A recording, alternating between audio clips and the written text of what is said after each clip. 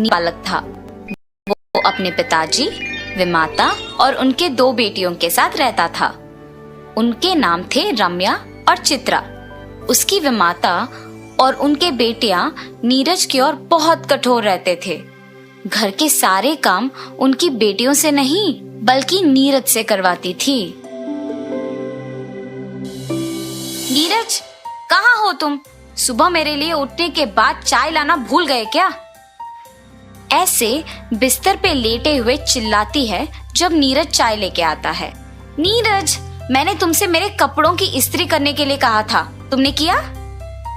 आप ही के पास लेके आ रहा हूँ दीदी।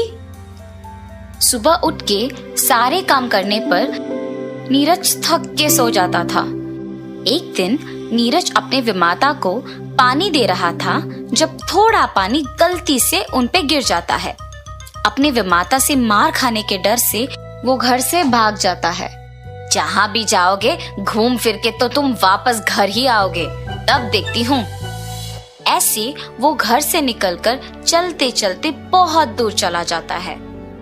न जाने अब मैं कहाँ हूँ, बहुत रात हो गई है, मुझे यहीं कहीं सोना होगा।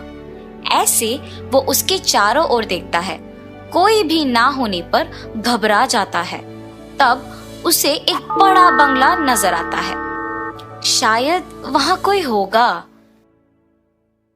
ऐसे सोचकर वो बंगला के अंदर जाता है।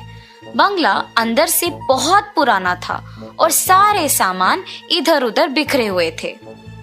कोई है? ऐसे आशा में चिल्लाता है कि कोई दिख जाए और घर में पुरानी चीजें होने के कारण इधर उधर देखता है। तब उसे उन चीजों में एक चमकता हुआ कुछ दिखाई देता है। यहाँ के सारे वस्तुओं पे धूल है, मगर ये क्या है जो चमक रहा है?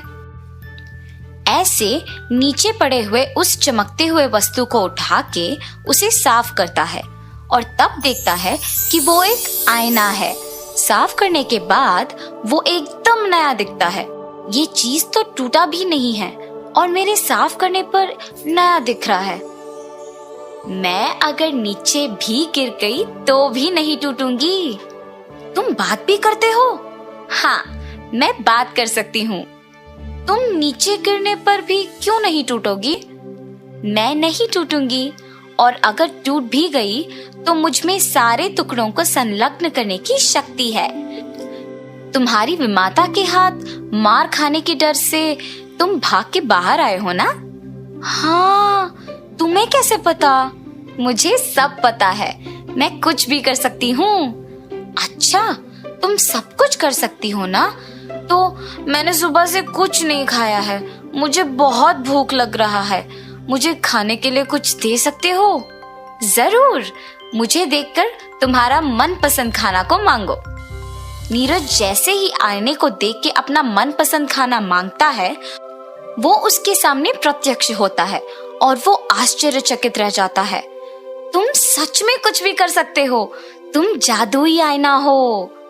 उसका मनपसंद खाना उसको मिलते देख नीरज सब भूल जाता है और खाके वही आराम से सो जाता है।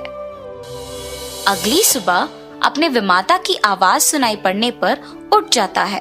अपने कमरे में रहते देख वो दंग रह जाता है। कल रात तो मैं बंगले में सोया था, यहाँ कैसे आ पहुंचा?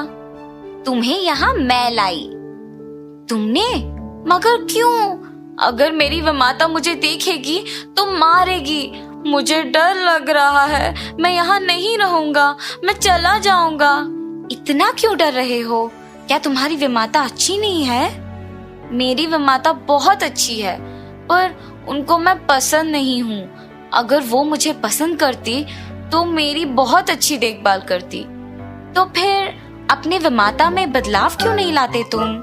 मैं उनसे कैसे कहूँ कि मुझसे अच्छे से पेश आए? मैं तुम्हारी मदद करती हूँ, तुम डरो मत। तुम्हारे बहनें स्कूल के लिए तैयार हो रही हैं। तुम नहीं जाओगे? मुझे बहनों के साथ स्कूल जाना बहुत पसंद है, पर मेरे लिए कपड़े और पुस्तकें खरीदना पड़ेगा, इसीलिए मेरी विमाता मुझे नहीं भेजती है। तुम कुछ भी कर सकते हो ना, मुझे कपड़े और पुस्तकें दिला दो। नीरज आईना में देखकर जब ये कहता है तो तुरंत वो प्रत्यक्ष हो जाते हैं। मैं भी बहनों के स्कूल जाने से पहले सारा काम खत्म करके उनके ही साथ स्कूल चले जाऊंगा। तब उसकी विमाता उसे घर के काम करते हुए देखती है। मैं वैसे भी अकेले ये सब काम नहीं कर पा रही हूँ। अगर मैं नीरज को डांटूंगी तो वो वापस भाग जाएगा और मुझे काम अकेले करना पड़ेगा। ऐसे सोचकर नीरज को देखने पर भी वो कुछ नहीं कहती है। नीरज स्कूल जाने की उत्साह में अपने विमाता के बारे में भूल जाता है। काम जल्दी खत्म करके यूनिफॉर्म पहन के अपने बहनों के साथ वो भी स्कूल के लिए निकल जाता है। नीरज को अपनी बेटियों के साथ साथ स्कूल चले जाना उसकी विमाता देखती है।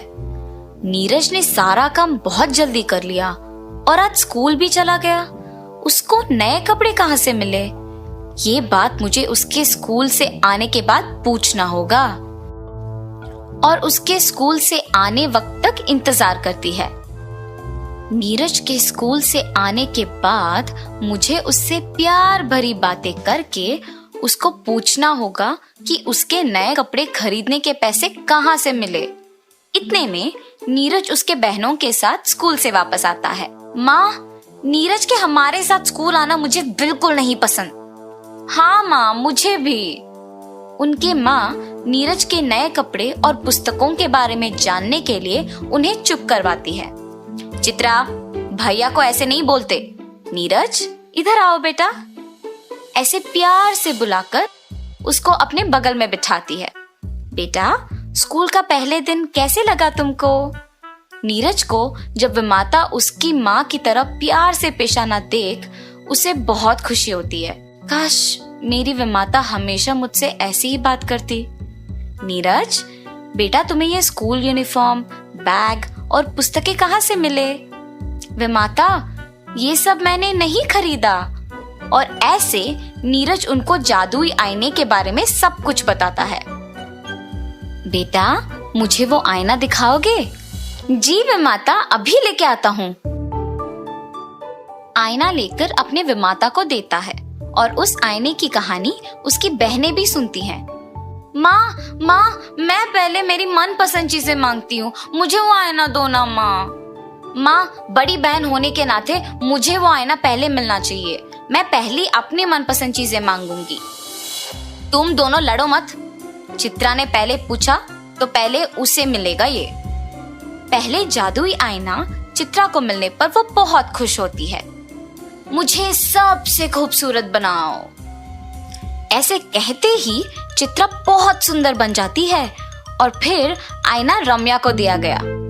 मुझे मेरी बहन से भी सुंदर बनाओ।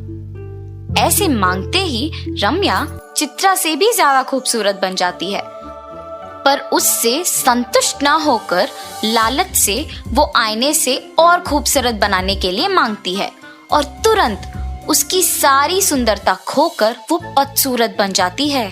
तब रम्या दुखी होती है ये सोचकर कि ज्यादा खूबसूरत बनने की लालच में ऐसी स्थिति आ गई कि अपने आप को आईने में नहीं देख पा रही हूँ।